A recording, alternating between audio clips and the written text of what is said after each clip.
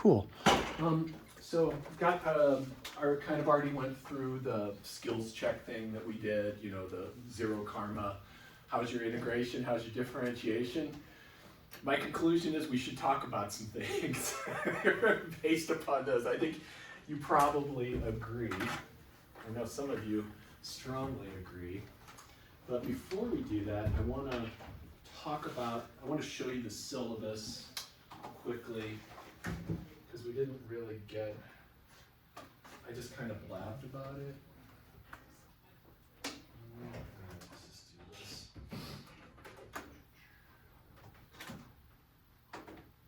Today's going to be slightly slower go than I was hoping. Well, shoot, okay, there's that. Hope they got HDMI. Yeah, sweet. Okay. So I just downloaded all this stuff. I just can't deal with Regis Internet and logging in. All that craziness. Yay, look at that. Now I know we can do this. Cool. Okay, here's the syllabus. Just a reminder, we do meet on Fridays, and it's a weird time, right? We start at 12:30 normally, but it's 1 on Fridays, 1 to 1:50. So just be aware, and let's hope you meet here. Let's just call this home, and we'll be like the squatters that move into people's houses and they can't get them out. We live here now. Sorry, you can't boot us. So my office hours are actually right before this class. Gilbert? Sorry? I'm sorry, are you looking for Calc 2? Yeah. Hi, come on in. Is your name Gilbert? Gabriel. Gabriel, sorry, I knew it was a G. Nice to meet you, I'm Dr. T. I'm usually taller than this. It's okay. So I'll see you, pick a seat up. I'm glad you found this. So yeah, my office hours are right before this, downstairs in the AMP suite, astronomy, math, physics. Tomorrow I've got an office hour from 1 to 1:50, and then our class meets, here, but I don't have an official time here, but you can probably find me in my office before class, and then I have a class right after that. And then on Tuesdays, I can meet with you virtually via Zoom, but it has to be an appointment. So you have to let me know by Tuesday morning if you want to do a Zoom meeting, and we can work that out. But I'm not going to be sitting on a Zoom screen for 2 hours waiting for you to drop by, because that just kind of sucks. So let's see what else we got here. All right. So office hours, student learning outcomes. Yeah, I guess this is the part I wanted to at least talk about, and probably the rest of it I don't. There's one more thing. This is how you get the grade you want. There are shades of grade obviously missing here, so I will refine this a little bit if it would help you for clarity. But to get a B, you just need like an 80%, which is actually pretty chill, right? Because that's normally a B minus if you get an 80%. So that's a bit relaxing. These cutoffs, this is the classic A cutoff, but even that would be an A minus normally. And then you have to master, what do these add up to? 18 skills. And I've got a list of those on our world class site. I'm pretty sure, has anyone seen that? Yes, Kirti's telling me yes, so I'm gonna go with that. So there's 18 skills you have to master, and we're gonna start next Friday on doing our skill checks. And then we'll do those every other Friday, and if we need to do them more often, we will. If you can't make some of those because you're like playing baseball or playing other sports, Sophia, are you gonna be missing any? Probably. Are they gonna be Fridays? Yeah. Cool, so we'll figure it out. I don't know if we'll talk privately. You don't have to do it in front of everybody. But if you can't, make one of those days, that's okay. We'll figure out how to get you caught up. And you can generally take as many as possible on one of these. So, theoretically, you could finish the class before the finals. Finals day, I'm just gonna we're not having a finals, but we'll meet to finish up. You wanna do more skill checks? Oh geez, I've got 3 skill checks to get an A. I need to get those done. So you can do those on the final exam day. which I think is probably Wednesday. Let's see here. Let's look at the course schedule. Oh gosh. Oh, so much stuff. Yeah, our final is actually Monday of finals week at 10:10 a.m. So that's very chill. It's not an 8 a.m. horrible thing. And then there's something new going on, and I kind of spared you guys. I argued in favor of you when our department was deciding this. See that participation in the AMP community? This is a way to get extra credit. So if you want to get extra credit, you can attend the events where we have scheduled here. We're going to have talks every Tuesday and Thursday-ish starting a week or so. You just show up and answer. I've got a little form I'll put up. You just answer some questions about it. Just show up and be present. And you can even say, I didn't understand a word of it, but I was there, I tried. That's extra credit. So I think, let's see, for this course, if you complete the A requirements, which are below here, so like 3 talks, you can increase your final grade by 3%. So you can, if you just show up to 3 talks, one of them I'm giving, it's going to be fun. It's like on the basics of JPEG. If you ever wondered how a JPEG image is put together, I was once an expert in JPEG. I used to work at IBM before I came here. I was a software developer. And that job, I hated that job so much. But I like this job. I was cut out to be a professor. IBM didn't care much for me either. I wore like grubby t-shirts and just I'm not a tie guy. You know, IBM's like a tie kind of place. So yeah, check that out. And if you're interested in this, if you're thinking about it, just reach out. There is a list. I'll put this list in a more accessible place of when the talks are, what they are, and where they are. And I'll make that a little more visible for you all. But that's the only way to get extra credit. Otherwise, you're going to be, your main focus is to be present for in-class work. If you miss class, reach out to me that day. We'll figure out what to do. We'll get you caught up. Homework. You had a homework assignment for today. Log in to My Open Math. Almost everybody there's one more person who needs to log into My Open Math, and I believe, my friend, we can get you there by the end of the day. And there is a homework assignment there. And I'm going to start off there and see if you have any questions about that. It's theoretically due at the end of the day tomorrow. I'm not sure how it's going, so I kind of want to hear from you about that. Is there any questions on the class structure? Everybody good? Okay, cool. All right, great.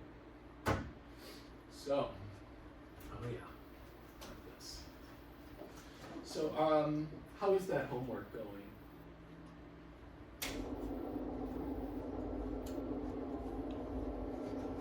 I think I know how to read Sam's face after a whole semester on it. I think I might know how to read Sophia's face. But so, start that homework soon. Daniel, you're done with it, right? Yeah. How was it? Not too bad. Once and it might take some looking up some things to refresh yourself. There's a couple of things on there. Were there any videos for any of the things?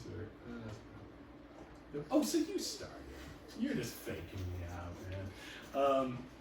So one thing you should just get in the habit of doing is going to YouTube and looking for help if you need it, especially for the review stuff. I recommend this guy, Patrick JMT, Just Math Tutor on YouTube, for all sorts of refresher stuff. So go to his page, integration by parts, or what is an integral, or what is calculus? Hopefully we're not there, but you never know. Other than that, if there's no questions, then let me get this back to you. And Gabriel, we need, stop by after class so we can check out some things together. All right, so Miss Sophia, yeah, just check out, let's see, Mia. And I've given you feedback. I haven't given all the answers because I was like, we're just gonna do some of these together. In fact, we're gonna do all of them together. You're so welcome. Oh, we're missing Leo. Okay, Leo. You hear me? You watching this recording, Leo? I miss you. I know Leo, too. You're welcome. But I can't read his face if he's not here. So, what you gonna do about that? Excellent. Lisa. Okay. All right. So, I'll get this back. Let's take a look at this together. And let me see if I got a spare one for you here. Yeah, I do. There you go. And we'll have to make this up. Maybe we can do this either tomorrow or Friday. Because I kind of want to see where you're at. Help you see where you're at. That's the main thing. So this isn't for a grade. This is just like, did it, didn't do it. And these are prerequisite skills. So the first half was find the derivative. Let's just go through these in order. And I can give you some tips, ideally, if I can find a good pen. So the first thing, let's just talk about differentiation. I think one person got a perfect score. I don't know. It was close though. Most people missed at least one thing or didn't quite know how to do something. So this is all worth our time. So we've got this function.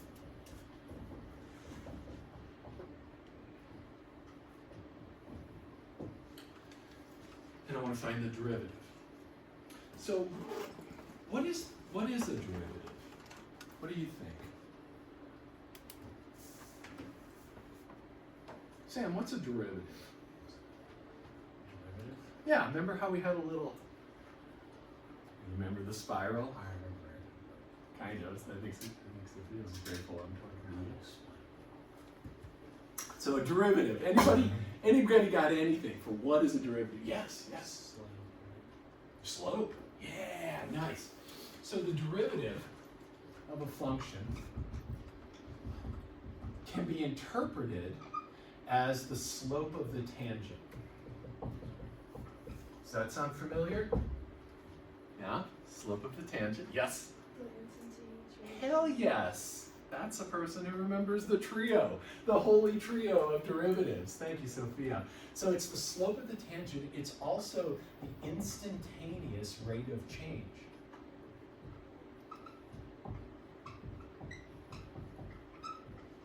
And these are all equivalences.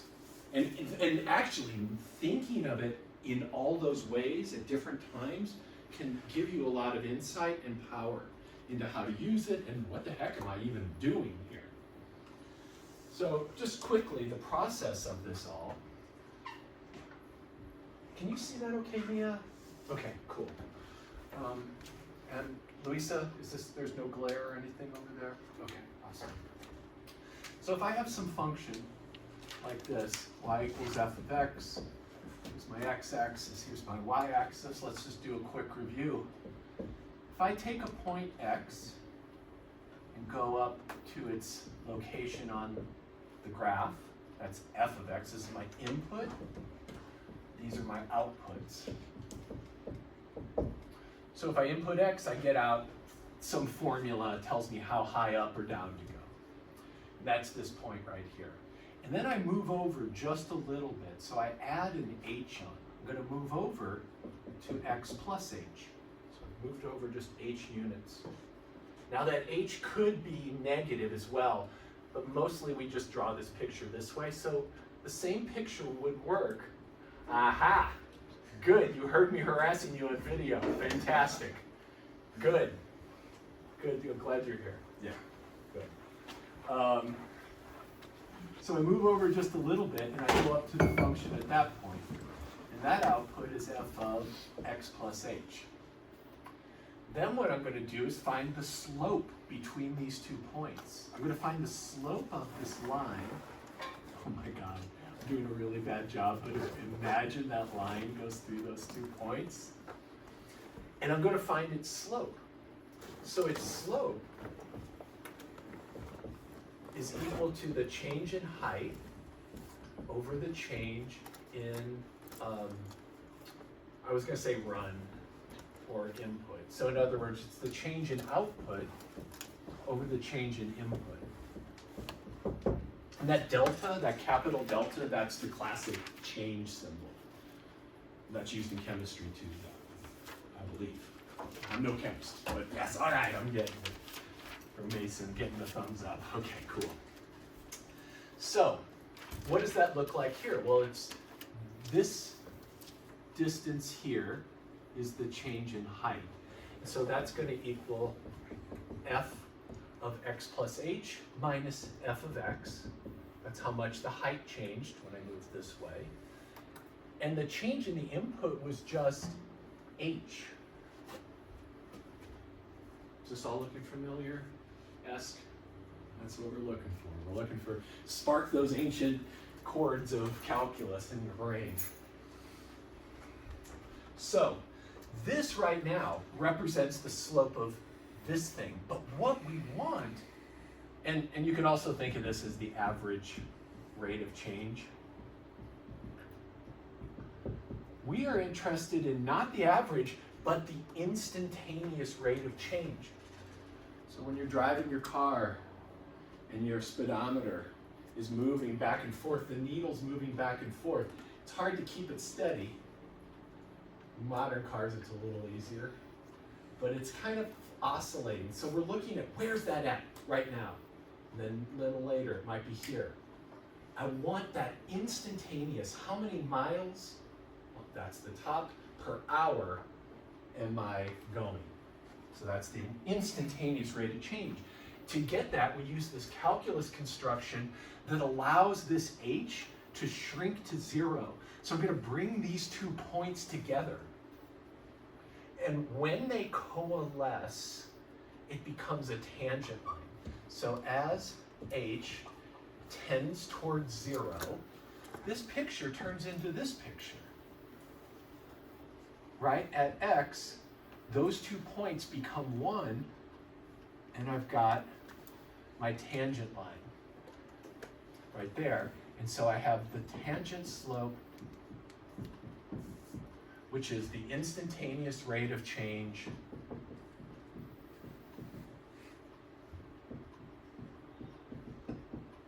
and this doing this part is called a limit. So we say take the limit, LIM, as h goes to 0, of f of x plus h minus f of x over h. And that is a process. Everything in Calc is a process. All the symbols we use are processes. This is the one you did in Calc 1. We're kind of going to leave this behind. Suffice to talk about it today. We denote that process as the derivative. So that's d dx of f of x. That's f prime of x. And that means do what we just did there. Get that instantaneous rate of change. That's the derivative. Can't answer any questions about that. Cool. Wouldn't it suck if we had to do that every time we wanted a derivative? Yes, it would. That's why we have the calculus. So calculus is a word that just means method. It's a method. And what you do in Calc 1 is called differential calculus. So this stuff here is the method of differentiation. Let's see, wait, I gotta spell right. Differential calculus. The method of the derivative. And the method of the derivative is, oh my God, don't do this every time. Do this. You've got a bunch of formulas. The derivative of x raised to a power. Bring the exponent out front, decrease the exponent by 1. That's the calculus, right? So you learn these rules that accomplish this crazy process, and you don't have to do it every time. So that's there's a couple other things here. If you have the derivative of a constant multiple of a function plus a different constant, I need to really find an eraser. I'm going to be grubbing this board up. But that's an L, that's a K. And these are just constants, just numbers like that 4, that -4, or that 3, or that -9. That if you want to do something more complicated, just do each part. Pull the constant out in front, pull the constant out in front. And notice how I'm actually switching to that other notation as well, just when it's convenient. So let's do that. That's all I need to do this problem. That's called the power rule, if that helps ring some other bells. So this guy here, I'm going to power rule it. This screwed up a lot of people. This was a classic problem on the little thing we did last week. So what you need to remember is that if you have a root, like square, if n is 2, you don't write it, but it could be cube or 4 or 5th. That is x to the 1 over n. So you convert that to an exponent. So square root, the special case, is x to the 1/2 power. So first step, I would just take this and rewrite it. And Leo, I got one of these to give back to you, but okay. You did really well. All right. Not to FERPA violate here, but you did great on it. I'll get it to you soon. So the first thing I would do is rewrite this. And then I'm going to take the derivative. So I leave the 3 out front. Derivative, power rule, bring the 5 out front, decrease the exponent by 1. And then see that? Exponent comes out front, new exponent is 1 less. Minus, bring that 4 out in front. That's x to the 1st. Bring the 1 out in front, times x to the 0. What's x to the 0? 1, awesome. So that's just a 1 right there. So that'll all turn into just -4. And then this guy, bring the 1/2 out in front, 1/2 minus 1 is -1/2. And then the derivative of a constant, well, think about what a constant function looks like. It looks like a horizontal line. What's the slope of a horizontal line? 0. So the derivative of a constant is 0. And I can use this to kind of just intuit that. I'm gonna get you some more caffeine or Red Bull there, Sam. I already had some. Oh, no. It's not helping. No, you're not. Okay. So this constant just goes to 0. And then I would simplify to 15x to the 4th minus 4. And you could leave this like this, totally kosher. You could use that negative exponent to rewrite this, as a couple folks did. 1 over x to the 1/2. These are both great answers, either way. Any questions on that? Cool. Let's take a look at the next one. Maybe I can find yours here, Leo. Oh yeah, there it is. Let me get that to you.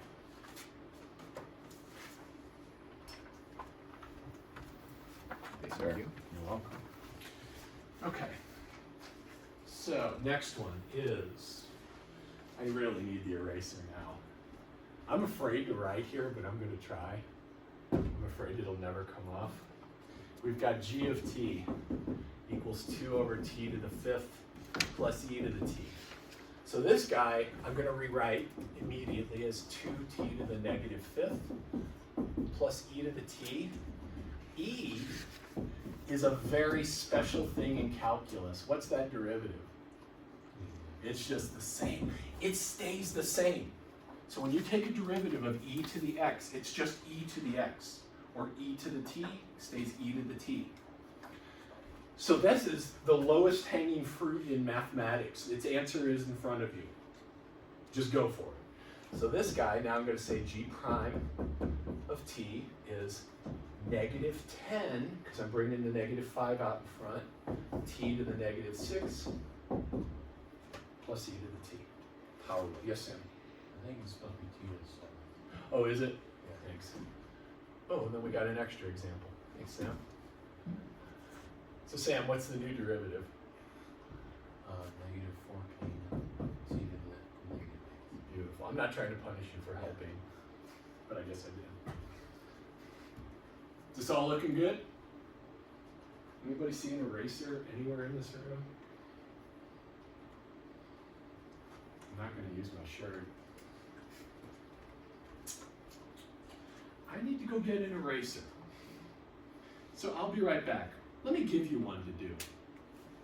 That'll kill. I'll just like throw a barrel in front of you and slow you down in the chase. All right, so could you please find the derivative of this function? Cube root of x minus 1 over the cube root of x plus x cubed minus 1 over x cubed. Let's just practice them exponents. I'll be right back. I hope that slows you down for a few minutes.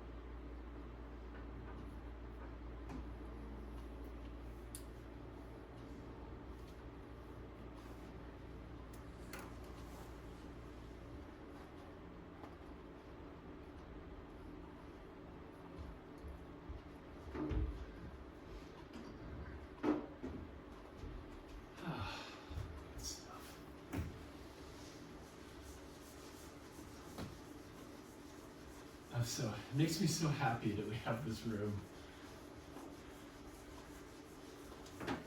It's so quiet. It's a trade-off though, Sam, right? It's quiet, doesn't help with the Red Bull deficit, but yeah.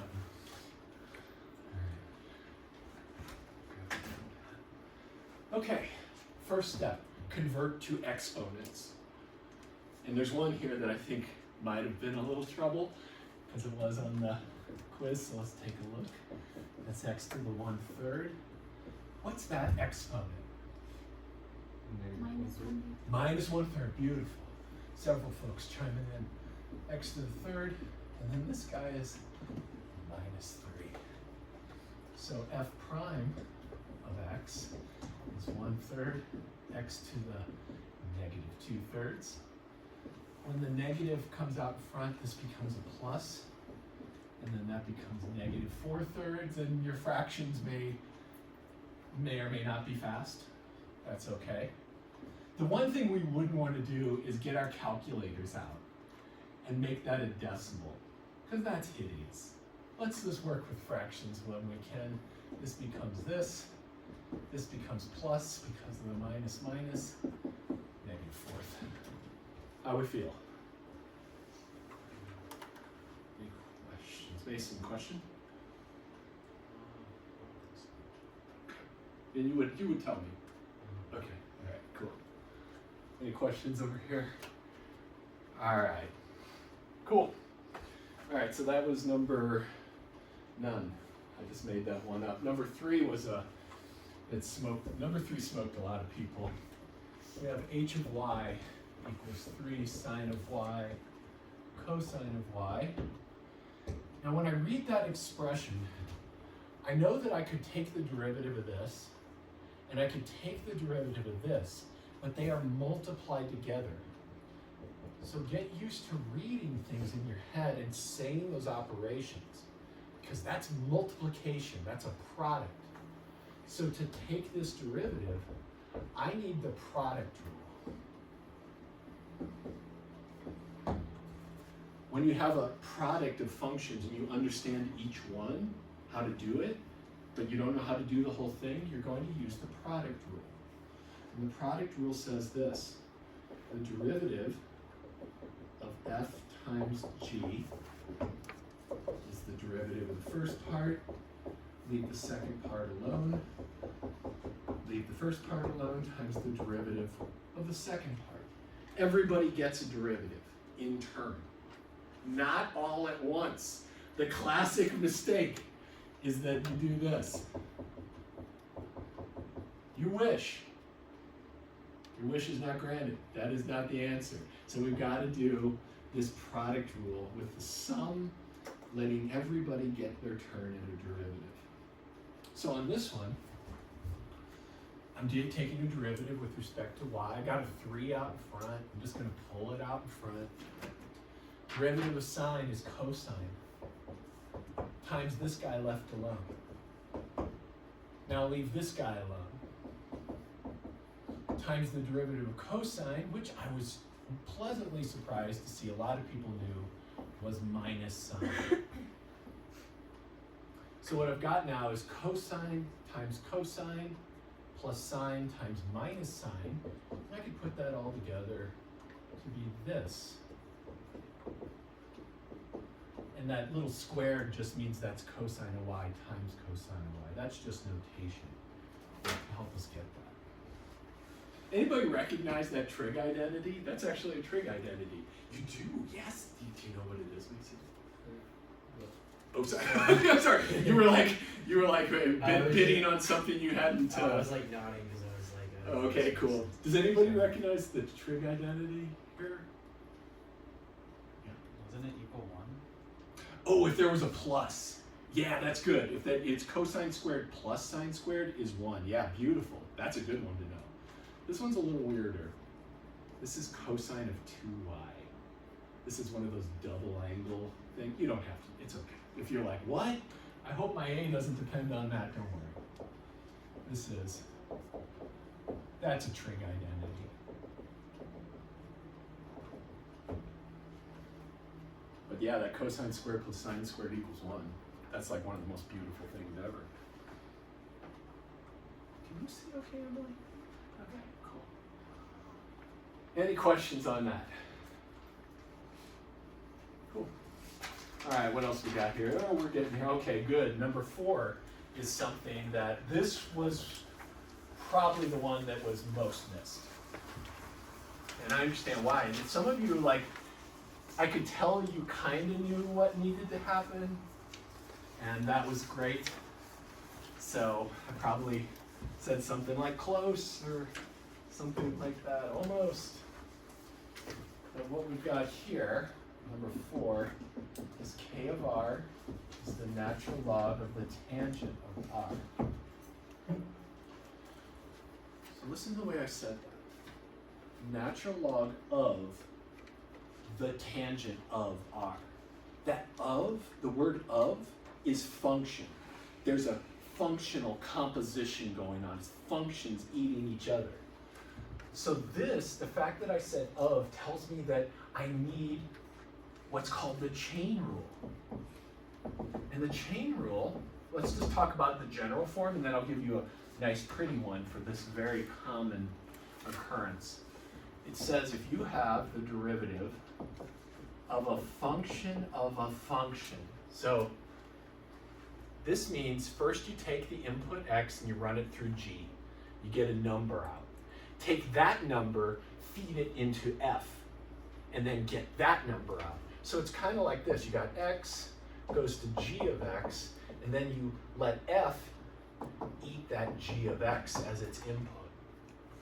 So the chain rule says to do this derivative, I take the derivative of the outside, leave the inside alone, times the derivative of the inside. That is the chain rule. Here, it's hard to see a little bit about what that all is. So I'm going to give you a special form of it. Actually, I'll give you a couple special forms. The derivative of the natural log of something is the derivative of that something over that something. So this inside part, the natural log goes away and it becomes a fraction. Derivative of the inside over the inside. Let me get, so I would write that down. Like, you know, when you're doing calc, have these rules. You don't have to like, you don't have to impress yourself with how much you remember. Have a little chart next to you.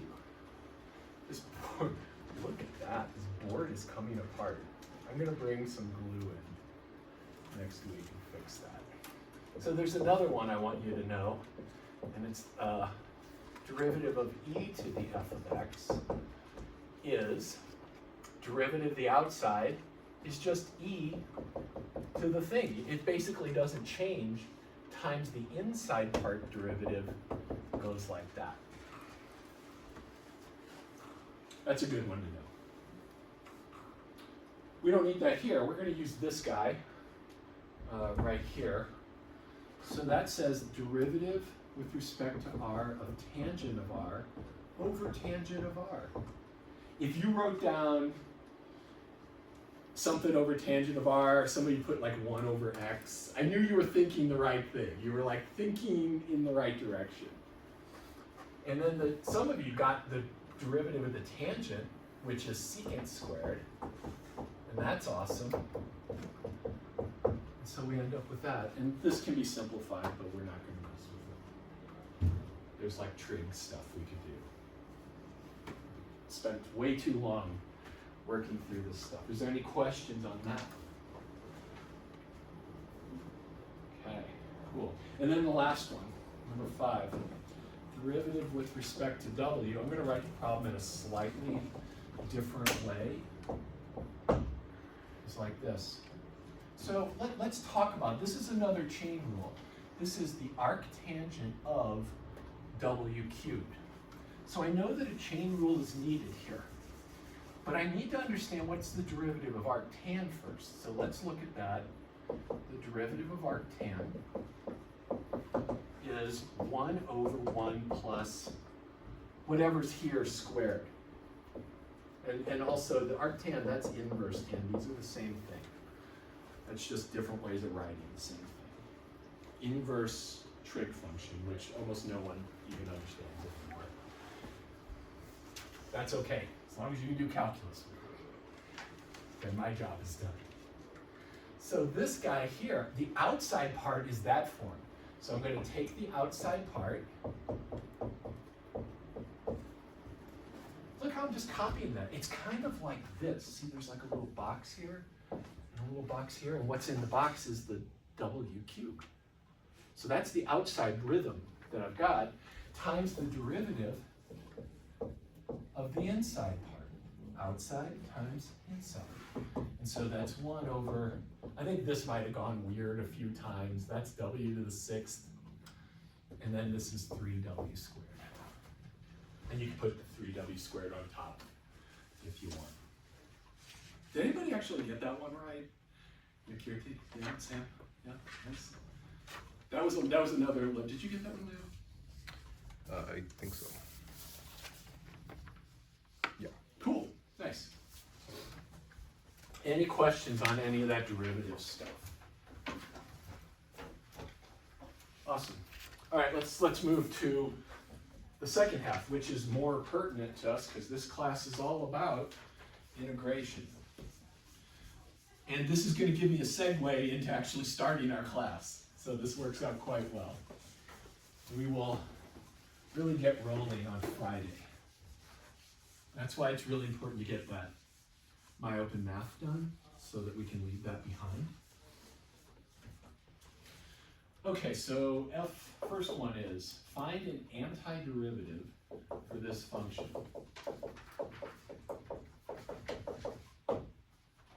In other words, find a function who has this as its derivative.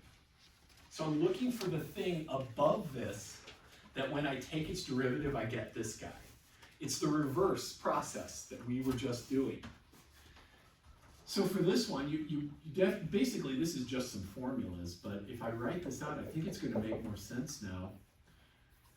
This is the derivative of like cosine or something like that, but it needs to have a minus in front of it because the derivative of cosine is minus sine. So I don't want to put that, I don't want to just put that unless there was a minus here. So I'm going to compensate it with that minus. Where did the e to the x come from? E to the x, because that's what e to the x does, right? That is the low-hanging fruit. Grab that sucker, e to the x. How do you get a 3? 3 times x. 3 times x. So, good quick rule is you have a derivative of a constant times x. It's just the constant. Little quick ones like this help you, maneuver rapidly. And then, oops, sorry, I put prime here. I didn't mean that. What I would put here is integral sine dx. So that stands for antiderivative plus c. It's also called the indefinite integral. So indefinite integral equals antiderivative. Same thing. Is there questions on that? Because I can go as slow as we need. I can get granular to wherever we need. Axel, you feeling okay about this? Lisa, you good? Okay. Cool. So number 2 is antiderivative of 3x squared plus 1 over x plus 2 over x cubed. Now I'm going to write a rule up here. Just like we had the power rule somewhere up here for derivatives, there is a power rule for integration.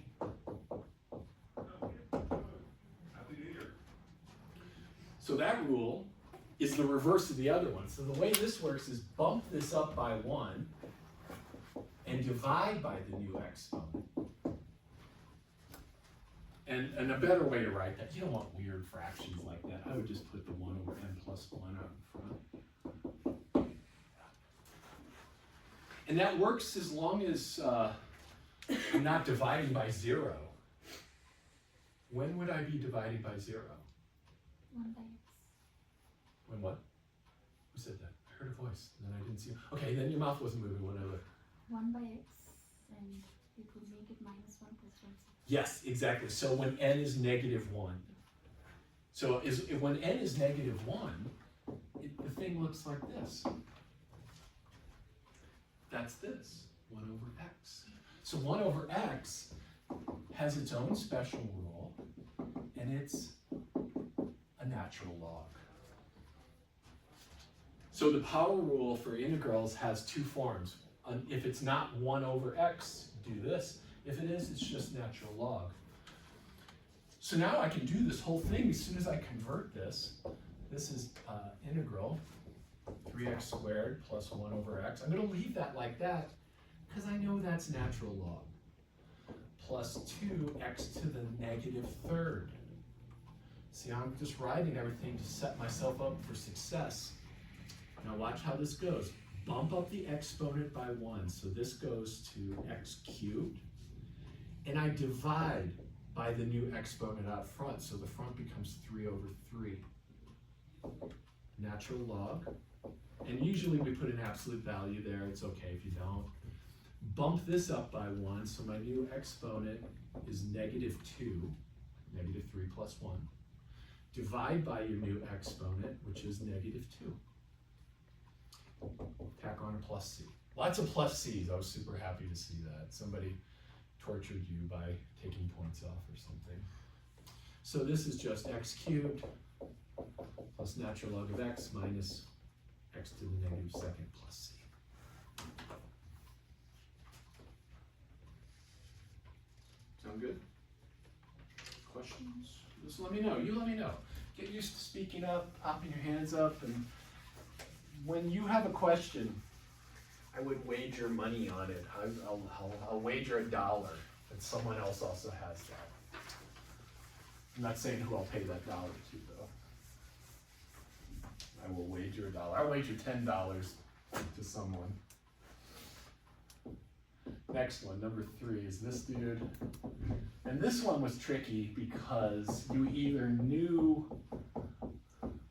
the antiderivative of this, or you looked it up in the table, or maybe you were just like, I'm sick of looking at the table, I'm not gonna look for it anymore. He said it's not a grade anyway, I'm out of here.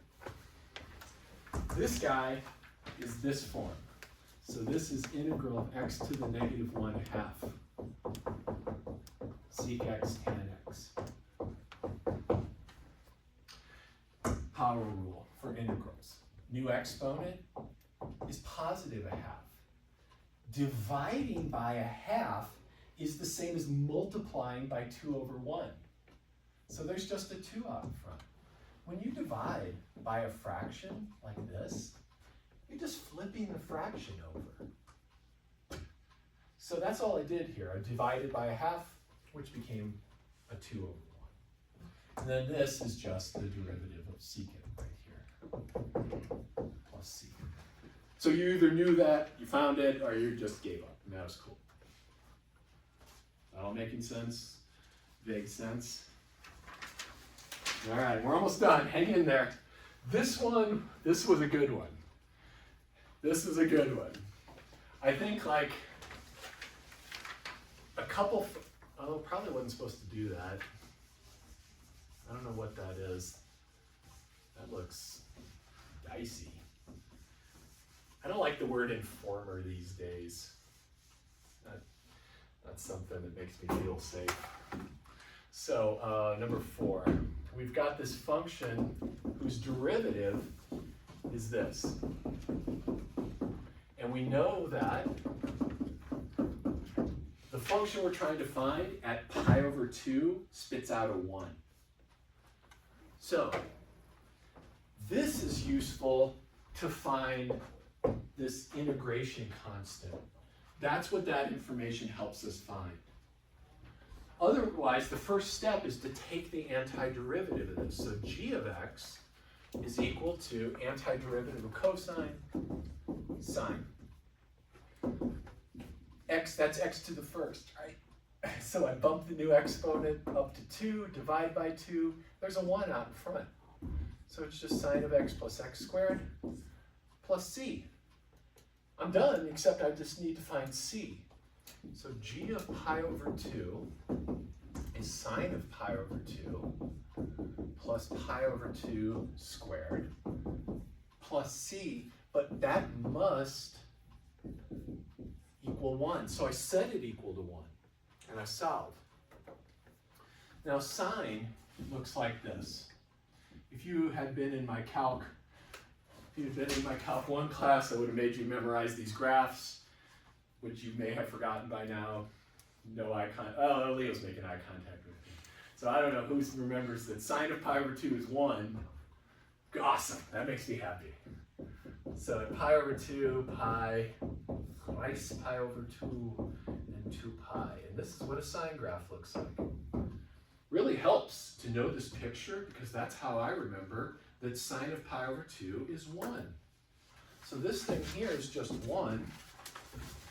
And now I've got this equation that says 1 plus pi squared over 4 plus c equals 1. 1's cancel. C equals negative pi squared over 4. Very few folks got that one completely right. And some people got it and then doubt themselves. They should have more confidence. Any questions? We're almost done. All right. Last one before we start Calc 2. And this last one, I guess I'm going to the middle board here, says evaluate the definite integral. And this is my segue into our course. It says integral 0 to 3 pi/2 negative 8 cos of x dx. Let's talk about what this is before we do it. We could do it, but it's kind of good to know what things mean.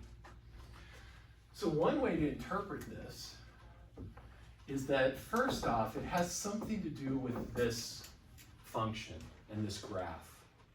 Y equals -8 cosine x. How would I sketch that? Well, first thing I would do is sketch cosine of x,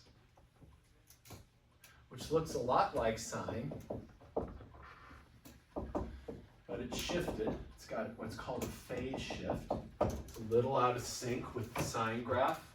Take this graph and move it pi/2 this way, you got yourself a sine, a cosine. So this is a normal cosine that would go like this. That's the graph of cosine. But I've got a -8 in front. What is what if I had a +8? What does that do to it?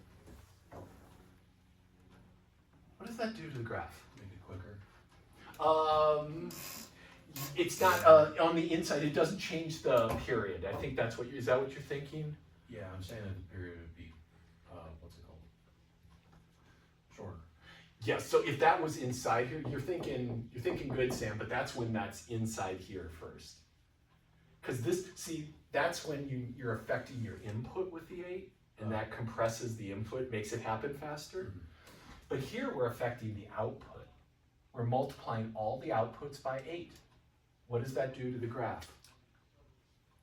Stretches it. So if this was 8 cosine, watch this. I just graphed 8 cosine of x. It goes up to 8, it goes down to -8. But I didn't have that, I had this. What does the minus do? Flips it. Everything that was positive is now negative. Everything that was negative is now positive. So the graph that I really want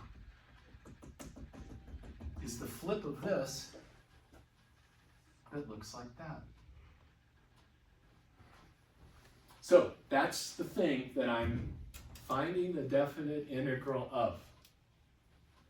From 0 to 3π/2.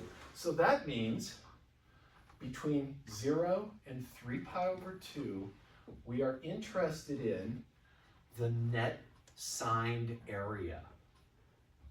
So I'm interested in this area plus this area. It's the area made with the x-axis. And don't worry, I'll make this even more refined by the end of the week.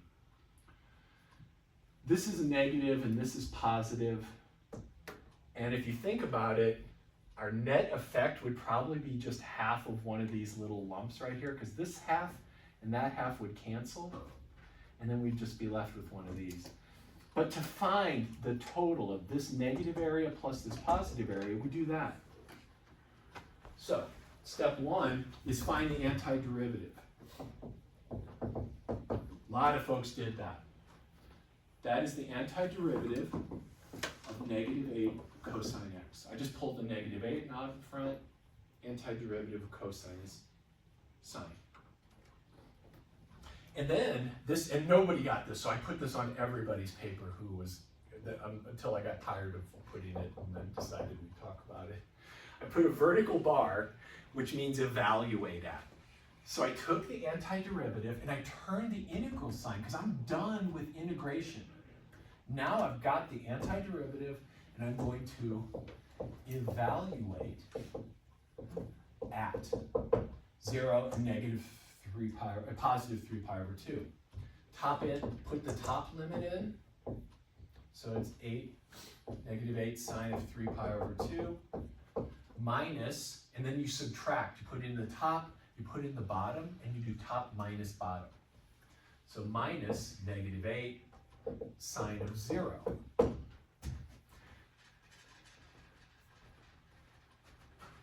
Sine of 3π/2, -1.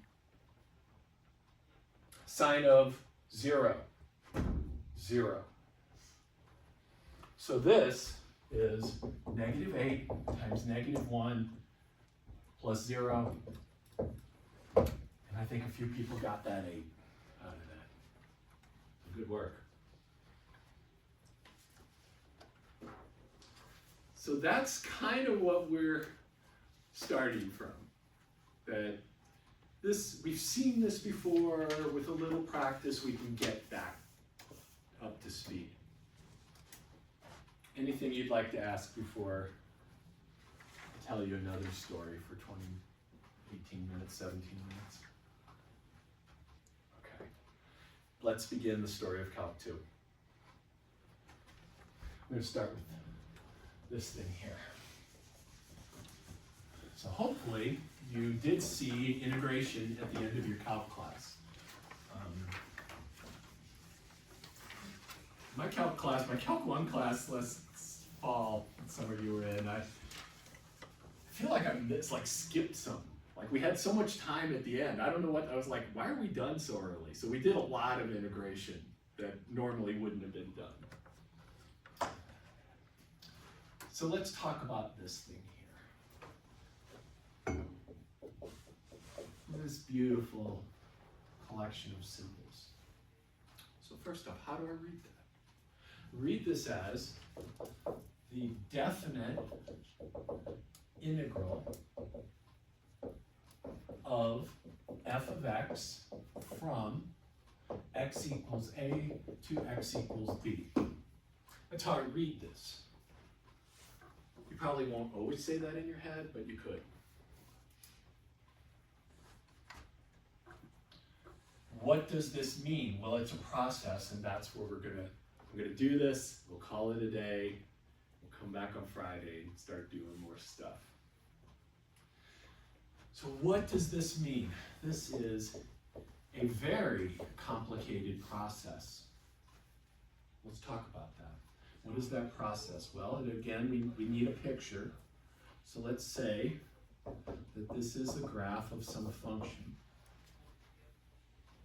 This is A, and this is B on the x-axis.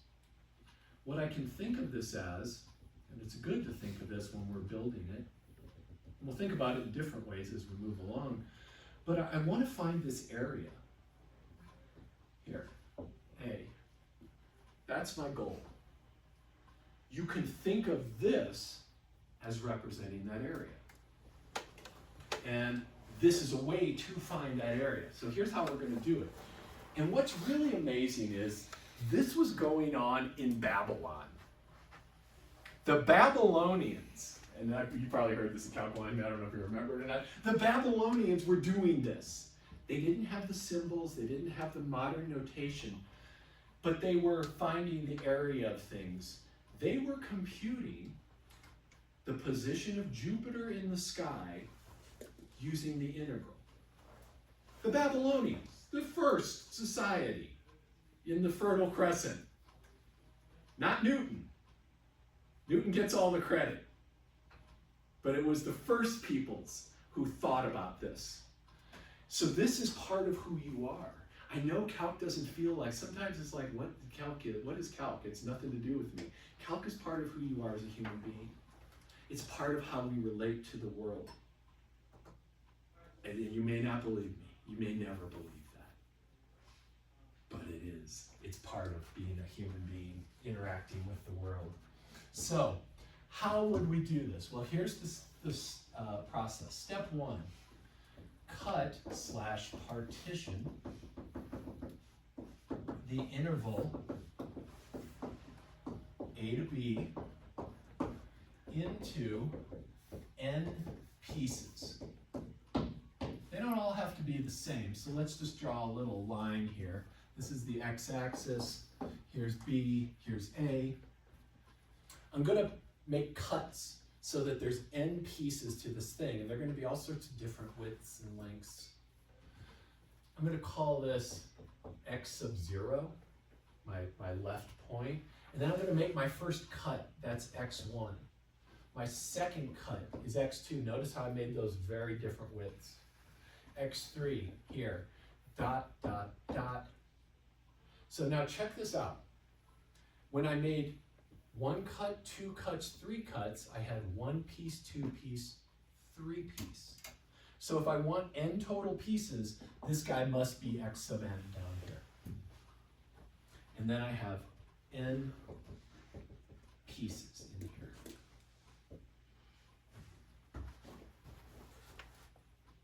don't have to be the same. It makes it easier if they are, but they don't have to be. And then I'm going to define delta x sub n to be the difference between x sub n and x sub n minus 1. So the current cut point minus the previous. So like right here, this is delta x3, that width. This equals the width of the, sorry, can we change that n to an I, excuse me, of the ith sub-interval. So this is delta x1 here, that width. This is delta x2, that width. Delta x3, and then here, this last one would be delta x sub n. Just how wide those guys are, that's all. Let me stop. Let me let you get caught up, because I know I'm going fast. I'm just going fast because I'm stoked. I like telling this story a lot. Let me know if there's anything I can clarify before we go on, because it's really important that you understand how this story starts. Otherwise, you're just going to be like, wow, wow, it's just going to sound like nothing. We're good? Okay, so that's step one. Step two is choose a point x sub I star. So that's x sub I with a little asterisk up on as an exponent in each subinterval. So what we're going to do is we're going to take this big long strip that we have here, and we're going to pick somebody to represent that whole thing. And it doesn't matter where that is. I'll draw a picture over here, so it's going to look something like this. Here's A, here's x1. In here, I'm going to pick x1 star. And then, let's see, my x2 here, here's x2. I'm going to pick that one close to the end over here, so there's x2 star. And then if this is x3, that guy could maybe be right in the middle. All the way down to, that's x sub n minus 1. This guy here would be x sub n star. So this guy is called a representative of the subinterval. Almost done, honestly. This is the setup.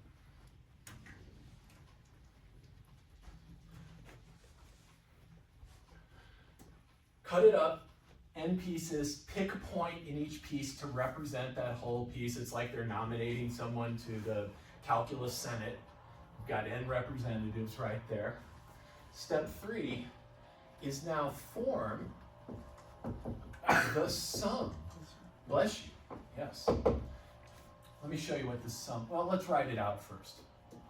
The function at the first representative times the width of that interval. So that's f of x sub 1 star times delta x sub 1. The width of that first base, that's how wide this is.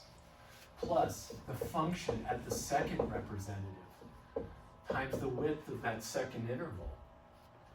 Plus dot, dot, dot, all the way out to the very last representative plugged into the function delta x sub n. Almost done.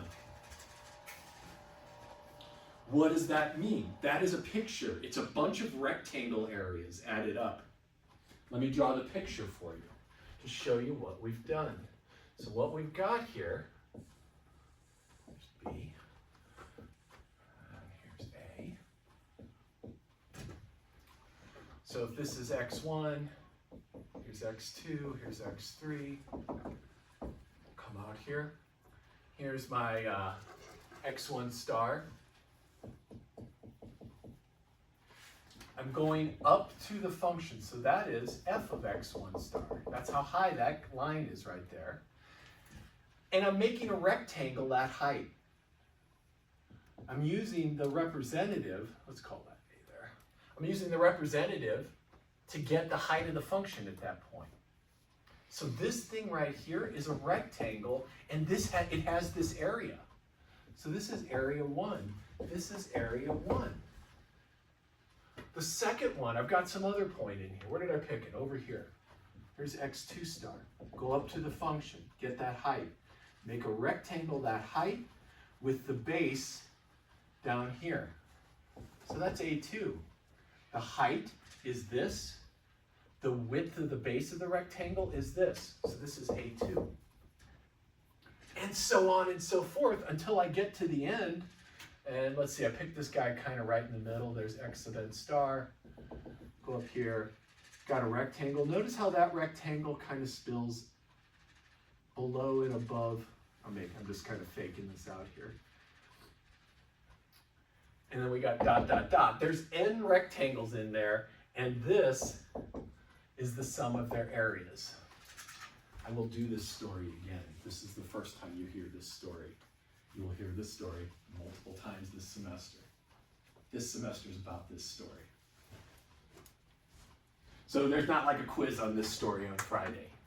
This is just, we're laying some seeds, right? Planting some seeds that are going to sprout as we nurture them and talk about this story over and over again. This thing here has a compact notation, and I think we're going to get it. We're going to get to what I want. As this, capital sigma, so that's capital Greek sigma, S stands for sum, represents a sum. I goes from 1 to n, f of x sub I star, delta x sub I. When I is 1, that's this. So this is when I equals 1. This is when I equals 2. Here's when I equals n. And this is just saying, add up all these different things. It represents exactly that there. This is called a Riemann sum. This stuff was done in the 1800s by a guy named Riemann and some other people. But Riemann created this idea of writing this sum out.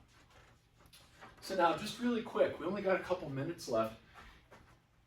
Do these rectangles here look like I get the right area? No, right? I mean, they're coarse. They spill out, they spill under and over, and it's an approximation, but it's not the truth. To get the truth, I need infinitely many rectangles, or rectangles that have a base of 0. So what we're going to do is we're going to say now so this is step 3, form this sum. Step 4 is let the number of intervals, n, go to infinity, or the max width go to 0. And I didn't talk about this in Calc 1, but this is another way to think of it. If each rectangle gets tinier, there's more of them. If there's more of them, they each get tinier. These do the same thing. And what we get then, and let's just write it this way, the limit as n goes to infinity of that Riemann sum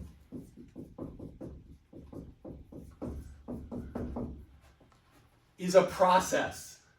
This is a crazy ass process that you're hoping like you never have to do. Good news, you probably won't. We denote that process with this set of symbols. The definite integral of f of x from a to b means that. When you see this, it means we do that.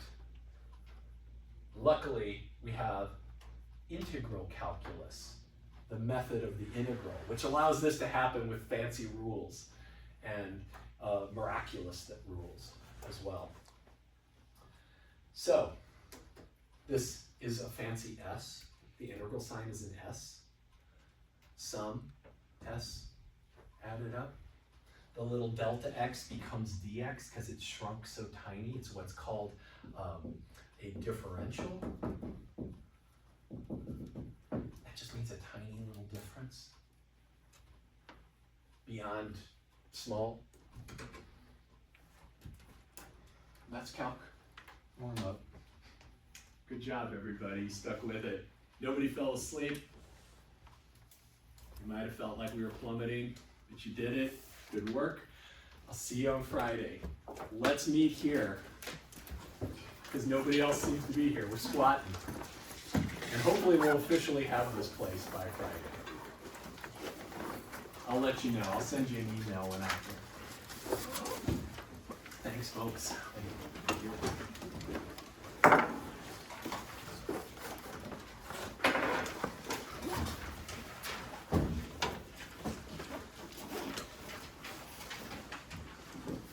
We got some stuff on there. Yeah.